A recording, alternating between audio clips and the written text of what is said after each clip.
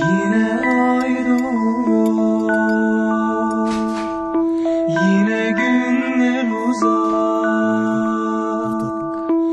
uzanır geceler hüzüne. Popularna serija Kad lišće pada nama je donela veliku gledanost, a Turcima milione dolara. Izgleda da producenti turskih serija odlično znaju kako da unovče tradiciju, a gledaoce upoznaju sa kvalitetima svoje zemlje. Za njih nema dileme zašto je serija tako popularna među Srbima. To je razumljivo. Zemlje Balkana i Turska imaju slične tradicije. Vekovi su učinili svoje.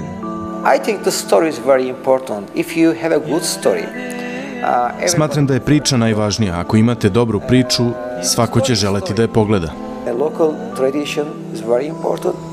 Tradicija jeste važna, ali je priča internacionalna. Ljubav je svuda ljubav. Šta donosi ljubav, a šta splitkarenje? Gledajte u novim epizodama serije Kad lišće pada.